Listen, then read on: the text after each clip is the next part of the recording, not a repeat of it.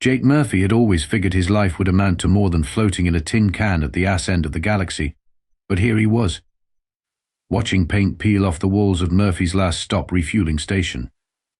The name wasn't meant to be ironic when he'd painted it on the hull 5 years ago. Now it felt like a prophecy. The station sat in the Epsilon Drift, a stretch of space so boring that even pirates avoided it. Jake's customers were mostly freight haulers, lost tourists, and the occasional smuggler who'd taken a wrong turn at Proxima. He fixed their ships, sold them overpriced fuel, and tried not to think about how he'd gone from being a hotshot engineer on Mars to running a glorified space gas station. Humans weren't exactly the galaxy's golden children. While the Valkorians built magnificent war fleets and the Zenthari created art that could make you weep across 17 dimensions, the humans were the ones who showed up to fix the toilets when they broke. The universe's janitors, mechanics, and general problem solvers. Not glamorous, but it paid the bills. That's why Jake wasn't particularly surprised when his proximity alarms started screaming at 3 in the morning, station time. Another broken down ship. Another customer who'd look at him like he was something they'd scraped off their boot. The ship that limped into his docking bay was clearly Valkorian, even damaged. It had that unmistakable aggressive elegance that the warrior race built into everything. Sharp angles, predatory curves, and enough weapons to level a small moon.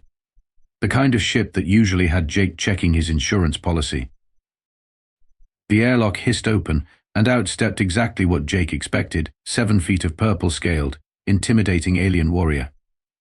Zek'thor the Valkorian wore his battle armor like it was formal wear, complete with enough ceremonial spikes to stock a hardware store.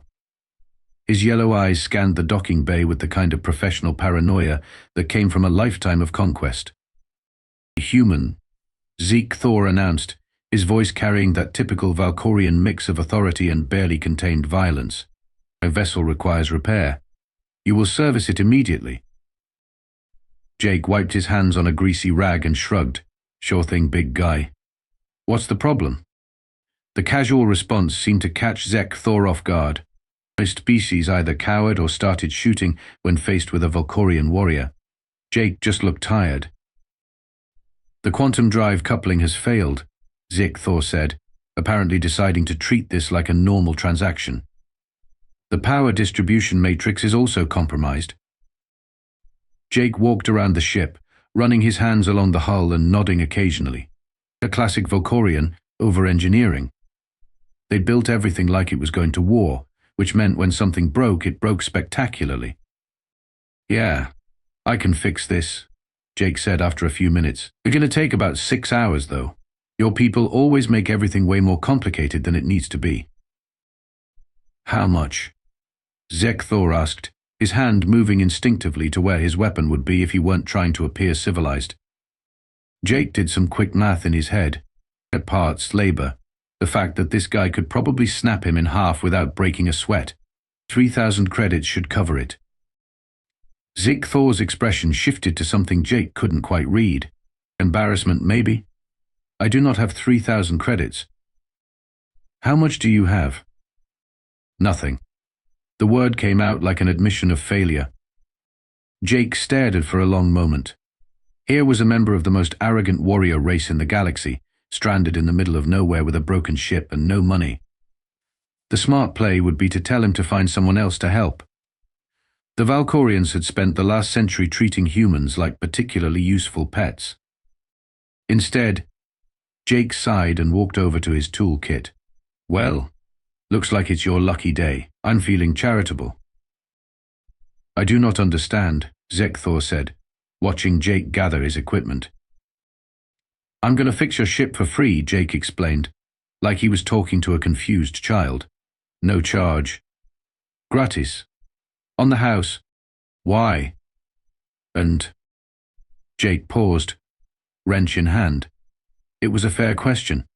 Why was he helping someone whose people had never shown humans anything but contempt?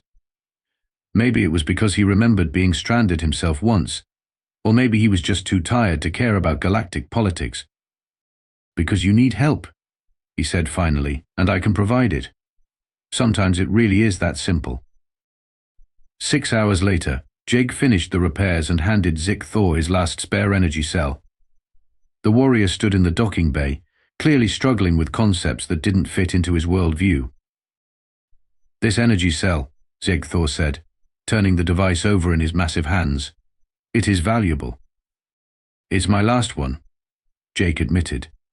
"But you've got a longer trip than I do. I do not understand your motivation, human." Jake laughed, a sound with very little humor in it. "Yeah, well, join the club. Half the time I don't understand myself either. Just try not to conquer anything on your way home, okay?" Zek'thor boarded his ship without another word, but Jake caught him staring through the viewport as the vessel pulled away from the station. The warrior's expression was thoughtful, like he was trying to solve a puzzle that didn't have an obvious answer. Jake watched the ship disappear into hyperspace and went back to his coffee. Just another day at the edge of nowhere, helping someone who'd probably forgotten his name before reaching the next star system. He had no idea he'd just started the most important diplomatic incident in galactic history. Part 2. The Ripple Effect. 3 weeks later and 17 light-years away, Zek'thor stood before the War Council of Valkoria, trying to explain something that made no sense to anyone in the room. The council chamber was a monument to Valkorian values, imposing, militaristic, and designed to make anyone standing in the center feel very small and very judged. "Let me understand this correctly," rumbled General Zek'thor, his scars glowing faintly in the chamber's red lighting. "A human fixed your ship and gave you an energy cell without compensation." "That is correct, General." "And you believe this was genuine altruism?" "I have considered all alternatives," Zek'thor replied, standing at rigid attention. There was no opportunity for the human to gain advantage from the transaction. No surveillance equipment was installed. No tracking devices. No hidden agenda that I could detect. The council members exchanged glances that ranged from skeptical to openly amused. Commander Thexara, Zek'thor's direct superior, leaned forward in her chair. She was smaller than most Valkorian warriors, but twice as dangerous, with a reputation for seeing through deception that had made her legendary. "Zek'thor," she said, her voice carrying the patient tone of someone explaining basic mathematics to a child. "Humans do not perform acts of genuine kindness toward Valkorians. It is not in their nature. They are servants, not altruists. With respect, Commander, that is what I believed as well, until I met Jake Murphy." The name hung in the air like an unexploded bomb. Jake Murphy. Even the sound of it was mundane, unremarkable, not the kind of name that belonged in a Valkorian war council. "You memorized the human's designation," observed General Zek'thor. He introduced himself. It seemed polite to remember. Several council members made sounds that might have been laughter if Valkorians ever laughed about anything other than victory in battle. "This human has clearly deployed some form of psychological warfare," declared Sub-Commander Raxthul, who had never met a problem he couldn't solve with superior firepower. "Humans are known for their deceptive tactics." "What deception?" Zek'thor asked, his frustration finally showing. He asked for nothing. He gained nothing. He gave me supplies from his own reserves and sent me on my way. If this was psychological warfare, what was the objective? The question created an uncomfortable silence. Valkorian military doctrine was built on understanding enemy motivations. Every action had a purpose, every gesture concealed an agenda. The idea of purposeless kindness was like suggesting that gravity worked sideways. "Perhaps," said Commander Thexara slowly, "we should investigate this anomaly more thoroughly." Meanwhile, Jake Murphy was having what he'd generously describe as a perfectly ordinary day. He'd fixed a Zentari freight hauler's navigation computer, sold fuel to a family of Quellan tourists who kept apologizing for existing, and was now trying to figure out why his coffee maker had developed what sounded like a death rattle. The station's communication array chirped, indicating an incoming message. Jake expected another customer, maybe someone with a blown hyperdrive who'd need him to work through the night. Instead, he found himself looking at an official seal he didn't recognize. "Murphy's last stop. This is Captain Veltan of the merchant vessel Harmony's End. We have heard of your establishment and would like to conduct business. Jake frowned at the screen. The ship looked hegemony built, which was odd because the hegemony usually didn't venture this far into the outer rim. Their vessels was sleek, efficient, and expensive, not the kind of ship that usually needed his services. Sure thing, Captain. What can I do for you? We require fuel and minor repairs. We will arrive within the hour. The transmission ended before Jake could ask what kind of repairs they needed. He shrugged and went back to wrestling with his coffee maker. Business was business, even when it was weird business. What Jake didn't know was that Captain Veltan was the third merchant to request his services that week. Word was spreading through certain channels about the human who'd helped Zek'thor, and various species were sending representatives to investigate this peculiar behavior. The hegemony had heard the story from a Valkorian deserter. The Zenthari had picked it up through their elaborate gossip networks. Even the reclusive Next Collective had dispatched observers, though they were better at staying hidden. In council chambers and strategy rooms across the galaxy, the name Jake Murphy was being discussed with the kind of serious attention usually reserved for military threats or natural disasters. A human who performed acts of genuine kindness toward other species was either a new form of psychological weapon or evidence that humanity was more complex than anyone had assumed. Either possibility was disturbing enough to warrant investigation. The Commander Thexara reviewed the reports flowing in from across Valkorian space. The sea. 3 more warriors had encountered helpful humans in the past month, like a supply depot operator who'd given directions to a lost patrol, a mechanic who'd repaired a damaged scout ship for half the standard rate, a food vendor who'd shared his meal with a hungry soldier. The pattern was impossible to ignore and impossible to understand. Humans were being nice to Valkorians, not servile, not obsequious, just nice, like they actually cared about the welfare of their supposed superiors. Prepare my ship, Thexara told her aide. I'm going to investigate this Jake Murphy personally. The commander, surely this matter could be handled by junior officers. No, Thexara's voice carried the kind of finality that ended discussions. If humans have developed a new form of warfare, I need to understand it.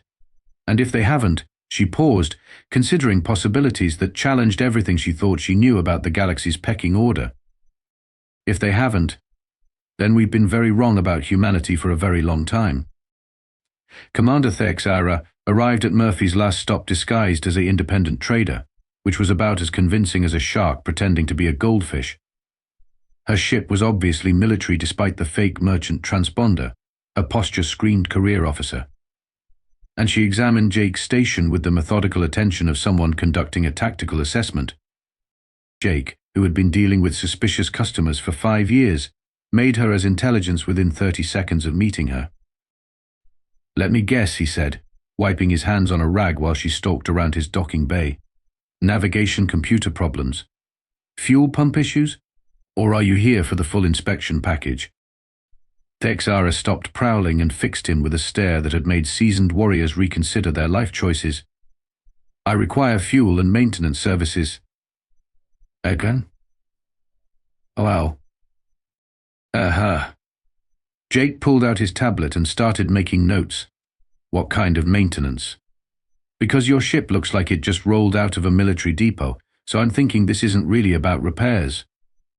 The directness caught Thexara off guard. Her species either feared Valkorians or tried to manipulate them. They didn't make casual observations about their obviously false cover stories. You are very observant for a service technician, she said carefully. Yeah, well, when you've been out here as long as I have, you learn to read people. Aliens. Whatever. Jake gestured toward her ship. So what's the real story? Intelligence gathering, cultural study? Or did you just hear about my famous hospitality from that warrior I helped a few weeks ago? Thexara's hand moved instinctively toward her weapon. This human was either remarkably naive or playing a game several levels above her expectations. Darland. I am here to understand, she said finally, deciding that some honesty might be more productive than continued deception. Understand what? Why you helped Zek'thor. Jake laughed, a sound that seemed to genuinely puzzle the Valkorian commander. Because his ship was broken and he needed help. Was I supposed to let him drift around in space until his life support failed? You owed him nothing. His people have shown yours little kindness. So, Jake started checking the connections on his fuel pumps, apparently unconcerned about discussing galactic politics with a heavily armed alien intelligence officer. Just because someone else is an asshole doesn't mean I have to be one too. Over the next several hours, Zek'thor watched Jake interact with a steady stream of customers. A Quellan family whose environmental systems needed recalibration, a Zenthari trader with a faulty hyperdrive, a next collective drone that required new power cells. In every case, Jake treated them with the same casual professionalism. He charged fair prices, threw in extra services without being asked, and seemed genuinely interested in making sure everyone left satisfied. When the Quellan children admired his collection of engine parts, he gave them small mechanical toys he'd assembled from spare components. Do you always give gifts to customers' offspring? Zek'thor asked during a brief lull. Is Zen. May. Their kids like shiny things that move, Jake replied, adjusting the calibration on a fuel injector. Doesn't cost me anything to make them happy. And their happiness serves what purpose? Jake looked up from his work, studying Zek'thor with the kind of attention he usually reserved for complex mechanical problems. You know, for a species that conquered half the galaxy, you guys really don't understand people very well. Explain. Happiness doesn't always have to serve a purpose. Sometimes making someone feel good is reason enough to do something. Jake went back to his repairs, apparently oblivious to the fact that he'd just challenged one of the fundamental assumptions of Valkorian culture. As word of Jake's unusual behavior continued to spread, other species began sending their own observers. Captain Veltan returned with a hegemony cultural attaché who spent 3 days documenting Jake's interactions with customers. A Zenthari anthropologist arrived disguised as a cargo hauler, followed by a next collective research team that Jake pretended not to notice lurking in the shadows of his docking bay. The station became busier than it had been in years, filled with customers who seemed more interested in studying Jake than actually needing repairs. He played along with their various cover stories while quietly enjoying the boost to his business. If a bunch of alien intelligence agencies wanted to pay him to act like a decent human being, he wasn't going to complain. You know they're all spies, right? Asked Marcus Webb, Jake's old friend from his Mars engineering days, during one of their weekly video calls. Of course I know they're spies, Jake replied, balancing his tablet on his knee while he worked on a Zenthari cooling system. The Valkorian trader has been taking detailed notes on everything I do. The hegemony merchant keeps asking weird questions about human psychology. And don't get me started on the next collective observers who think I can't see them hiding behind my spare parts. Doesn't that worry you? Jake shrugged. Why should it? I'm not doing anything wrong. I fix ships, I sell fuel. I try not to be a jerk to people. If that's worth studying, more power to them. Jake, you realize this could be serious, right? When alien governments start paying attention to individual humans, it usually doesn't end well. What's the worst that could happen? They figure out that humans are basically decent? Oh no, the horror. Marcus tried to explain the various ways that alien attention could become problematic, but Jake had already moved on to helping a stranded Quellan navigator plot a route around a stellar anomaly. The conversation was typical of their friendship, Marcus worrying about macro-level consequences, while Jake focused on whatever problem was directly in front of him. What neither of them knew was that Jake's casual kindness was being interpreted as evidence of a sophisticated human psychological campaign. Intelligence reports were flowing back to government centers across the galaxy, all trying to decode the strategic purpose behind his helpful behavior. The prevailing theory was that humans were playing a game so subtle and long-term that its objectives weren't immediately apparent. Jake Murphy was either a master manipulator or the advance guard of a species-wide charm offensive designed to lower alien defenses. The alternative explanation, that he was just a decent person trying to help others, was considered too improbable to take seriously. After 2 weeks of observation, Zek'thor compiled her report for the Valkorian War Council. Her findings were disturbing, though not in the way anyone expected. "The human Jake Murphy appears to be genuine in his altruistic behavior," she wrote. "He performs acts of kindness without expectation of reward and shows no signs of deception or manipulation. His motivations appear to be exactly what they seem. He helps others because he believes it is the right thing to do." She paused, staring at the words on her screen. In the context of Valkorian culture, the statement sounded almost insane.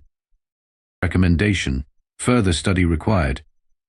If this behavior is representative of human psychology in general, our understanding of their species requires significant revision. Part 4. The misunderstanding escalates.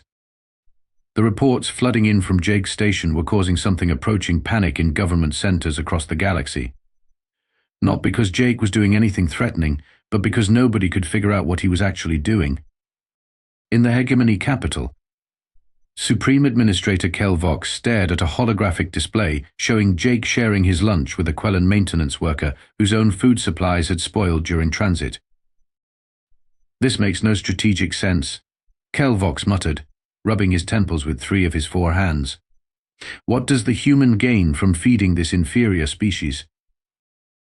"Perhaps," suggested his cultural advisor, "the human is attempting to create a network of obligations. Recipients of his kindness become indebted to him, creating a web of influence that could be activated later." It was a reasonable theory, except that Jake never called in any favors. He helped people and then forgot about them, moving on to the next customer without building any kind of power base or extracting promises of future cooperation. The Zentari Council of Minds was having similar difficulties interpreting Jake's behavior. Their entire civilization was built on complex social hierarchies and elaborate systems of mutual obligation. The idea of giving without expecting return violated their basic understanding of how intelligent beings interacted. The human's actions suggest either profound psychological dysfunction or strategic thinking beyond our current comprehension, concluded High Thinker Zal Neth after reviewing weeks of surveillance data. "Which is more likely?" asked her colleague. "Both possibilities are equally disturbing." Even the Next Collective, whose hive mind intelligence had solved mathematical theorems that had puzzled individual minds for millennia, found Jake Murphy inexplicable. They had catalogued every gesture, recorded every conversation, analyzed every interaction using probability matrices that could predict the behavior of entire stellar civilizations. At their conclusion, Jake Murphy was either insane or operating according to principles that lay outside their understanding of rational behavior. The situation became critical when Captain Vorth of the Hegemony Intelligence Division discovered something that changed the entire context of Jake's activities. While reviewing shipping records, he found that Jake's station had been visited by representatives of 12 different alien civilizations in the past month. Not random travelers, but intelligence operatives and cultural observers. The implications were staggering. Either Jake Murphy was the most popular human in the galaxy, or humanity was running the most sophisticated intelligence operation in recorded history. "He's been playing us," Vorth reported to his superiors. "Every major power in the sector has sent agents to study him, and he's been collecting information on all of us while maintaining perfect operational security."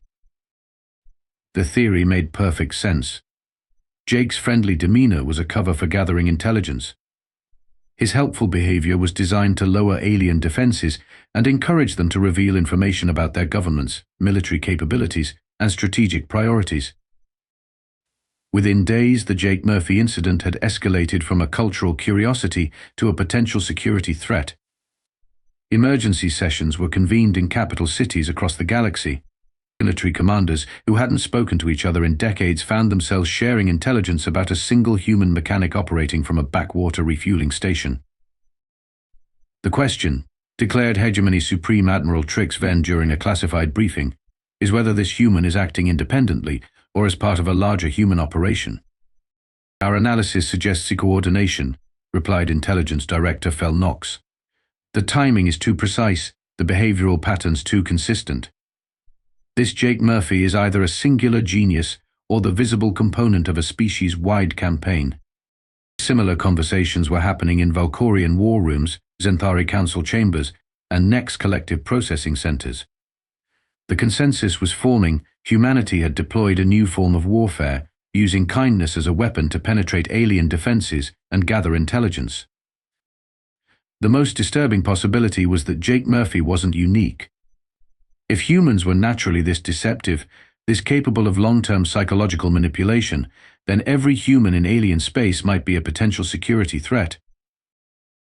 Marcus Webb, blissfully unaware that his friend had become the subject of galaxy-wide military consultations, was trying to convince Jake to take the situation seriously during their weekly call.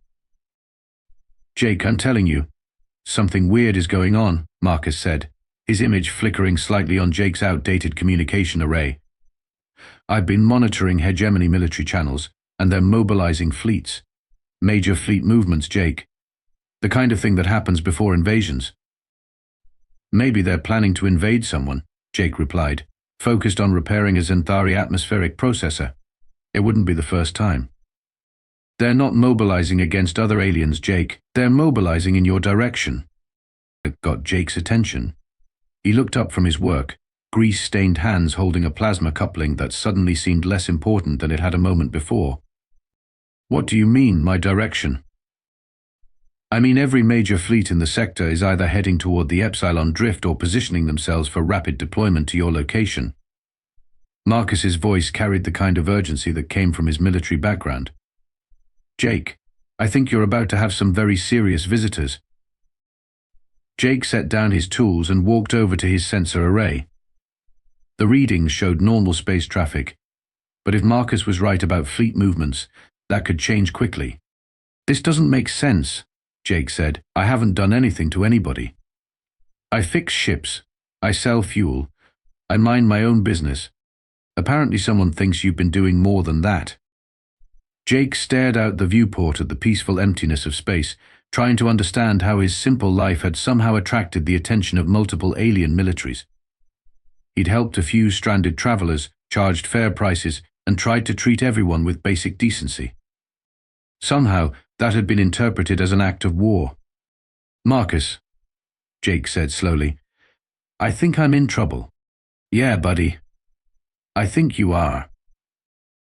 Jake woke up to his proximity alarm screaming like the universe was ending, which, considering what he saw when he stumbled to the viewport, might have been accurate. Space around Murphy's last stop had turned into the galaxy's most impressive naval parade. Valkorian dreadnoughts hung in formation alongside hegemony battlecruisers. Zek'thor fleet carriers bristled with fighter craft, while Next collective hive ships pulsed with collective intelligence. Species that had been at war with each other for centuries were maintaining perfect formation around his tiny refueling station. Jake counted 12 different fleet configurations, representing every major power in the sector. The combined firepower surrounding him could have sterilized entire star systems. "Well," Jake said to his coffee mug, "this is new." His communication array erupted with incoming transmissions. Fleet commanders, diplomatic attaches, and intelligence directors all demanding immediate contact with the human Jake Murphy. The cacophony of alien languages and military protocols made his head spin. Jake opened a general channel and cleared his throat. "This is Murphy's last stop. I'm assuming you're not all here for fuel, so maybe someone could explain what's going on." The immediate silence was more unnerving than the chaos had been. Then, apparently by some pre-arranged protocol, Commander Thexara's image appeared on his main screen. "Jake Murphy," she said, her voice carrying the weight of official diplomatic contact. "By joint agreement of the assembled powers, you are requested to attend a diplomatic conference aboard the Valkorian flagship Inevitable Victory." "A diplomatic conference? About what?" "About you. About you." Jake looked around his small station, trying to understand how he'd become the subject of intergalactic diplomacy. His biggest accomplishment this month had been fixing a particularly stubborn fuel pump. That hardly seemed worth deploying armadas over. "Look, Commander, I appreciate the attention, but I think there's been some kind of mistake. I'm just a mechanic. I fix ships and sell fuel. I don't do diplomacy." Nevertheless, your presence is required. Transport will arrive momentarily. The channel closed before Jake could object. Within minutes, a sleek diplomatic shuttle had docked with his station, carrying an honor guard that probably cost more to equip than Jake's entire facility was worth. The inevitable Victory's conference room was designed to intimidate, and it was very good at its job. Representatives from 12 alien civilizations sat around a table that could have served as a landing pad, each delegation radiating the kind of barely contained hostility that made interstellar treaties so difficult to negotiate. Jake sat at the center of it all, feeling like a bug under a microscope, or possibly like an unexploded bomb that everyone was afraid to move. Jake Murphy, began Supreme Administrator Kel Vox of the Hegemony, you stand accused of conducting a sophisticated intelligence operation against the sovereign powers of this galaxy. I'm sorry, what now? Your pattern of behavior over the past months has been analyzed by our finest military strategists, continued High Thinker Zal Neth of the Zenthari. The conclusion is that you have been gathering intelligence while maintaining perfect operational security. Jake looked around the table, noting the serious expressions and military bearing of every alien present. These were not people who made jokes or engaged in elaborate pranks. They were completely serious. You think I'm a spy? Jake asked. We think you're either a spy or something worse, rumbled General Zek'thor. Your psychological warfare capabilities suggest training and resources beyond anything we've previously encountered from humanity. Psychological warfare? Jake's voice was rising toward what might charitably be called panic. I gave someone an energy cell. How is that psychological warfare? You have systematically demonstrated kindness toward members of species that have historically dominated humanity, explained Next Collective Speaker Unit Designate Prime. This behavior pattern suggests either deception or evidence of human psychological complexity that has been previously unknown to our analysis matrices. Jake stared at the assembled representatives, trying to process what he was hearing. The most powerful militaries in the galaxy had mobilized their fleets because they couldn't understand why a human had been nice to aliens. Let me get this straight, Jake said slowly. You think me being helpful to people is evidence of some kind of master plan? Is it not? Asked Commander Thexara. No, it's evidence that I'm not a complete asshole. Jake's exasperation was reaching levels that transcended species boundaries. When someone needs help, you help them. When someone's hungry, you share your food. When someone's stranded, you fix their ship. This isn't complicated. The conference room fell silent. Alien minds that had conquered star systems and built galactic civilizations struggled to process the concept that kindness might be its own motivation. You expect us to believe, said Supreme Administrator Kel Vox carefully, that you helped Zek'thor because you wanted to help Zek'thor. Yes, and with no ulterior motive. Correct. Correct. There's no strategic advantage. None. None. No psychological manipulation. What part of I'm not an asshole is difficult to understand. High Thinker Zal Neth leaned forward, her complex facial features arranged in what might have been curiosity. Are you representative of human behavior in general? Jake paused, considering the question seriously for the first time. I mean, I'd like to think so. Most humans I know try to help each other when they can. It's kind of what we do. The silence that followed was profound. 12 alien civilizations confronted the possibility that they had fundamentally misunderstood humanity for centuries. You're saying, Commander Thexara said slowly, that humans regularly perform acts of kindness without expectation of reward. Well, yeah. Don't you? The question hung in the air like a challenge to everything the assembled powers thought they knew about intelligent behavior. The revelation that humans might actually be naturally altruistic created what diplomatic historians would later call the Great Re-evaluation. Within hours of Jake's explanation, emergency anthropological teams were being dispatched to human settlements across the galaxy. What they found challenged every assumption about humanity's place in the galactic hierarchy. Human merchants who charged fair prices when they could have exploited alien ignorance of human economics. Human medics who treated alien patients with the same care they showed their own species. Human engineers who built things to last instead of maximizing profit through planned obsolescence. The pattern was consistent across human space, a species that seemed genuinely committed to helping others, even when those others had spent centuries treating them as inferior. "This is unprecedented," admitted High Thinker Zal Neth during an emergency session of the Joint Diplomatic Council. "Our psychological models have no framework for understanding altruism as a dominant species trait." "The implications are staggering," agreed Supreme Administrator Kel Vox. "If humans have been genuine in their cooperative behavior, then our treatment of them has been not only wrong but strategically foolish." Jake, meanwhile, was trying to understand how fixing one alien's engine had somehow made him the most important human in the galaxy. He sat in the inevitable Victory's observation lounge, watching the combined fleet maintain formation around his tiny station. "So let me make sure I understand this," he said to Commander Thexara, who had appointed herself his unofficial liaison. "You all thought humans were either stupid or secretly evil, and when I acted like a normal person, you decided we must be running some kind of master plan." "It was the most logical explanation given our understanding of human psychology," Thexara replied. "We had classified humanity as a servant species, capable of following orders, but lacking in genuine initiative or complex reasoning. And now we realize we may have been wrong about everything." Jake laughed, a sound that still seemed to puzzle the Valkorian commander. "You know what the really funny part is? You're not wrong about humans being willing to follow orders and do the work nobody else wants to do. We are good at that. But you missed the part where we actually like helping people." The diplomatic breakthrough led to the Treaty of Murphy's Last Stop, the first agreement in galactic history to recognize humans as equals rather than subjects. The negotiations took 3 weeks and required Jake's constant presence as a translator, not of languages but of human psychology. "Why do humans help others even when it provides no benefit?" asked the next collective negotiators. "Because making other people happy makes us happy," Jake explained. "It's really that simple." "But what do you gain from their happiness?" "Satisfaction. The knowledge that we've made the universe a little bit better.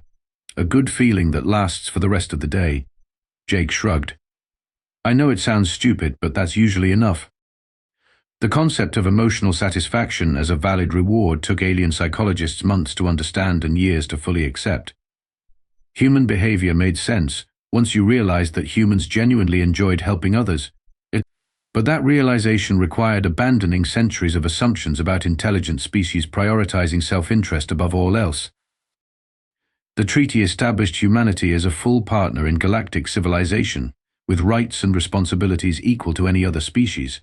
Trade agreements were renegotiated, territorial boundaries were redrawn, and humans suddenly found themselves invited to participate in interstellar governance as equals rather than subjects. Jake's refueling station became the unofficial embassy of human-alien relations, with a steady stream of diplomatic visitors who came to study the human who had accidentally revolutionized galactic politics.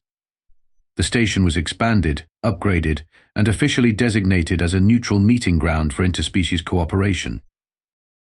"I still don't understand how this happened," Jake said to Marcus during one of their calls, 6 months after the fleets had arrived. "I fixed one guy's ship, and now I'm apparently the human ambassador to the entire galaxy." "You showed them that humans are decent people," Marcus replied. Apparently that was news to them. Jake looked out at his expanded facility, watching Valkorian warriors sharing maintenance duties with Zenthari technicians while hegemony diplomats debated philosophy with human cultural attaches. Species that had been enemies for millennia were learning to work together, all because someone had needed help and Jake had decided to provide it. "You know what the weirdest part is?"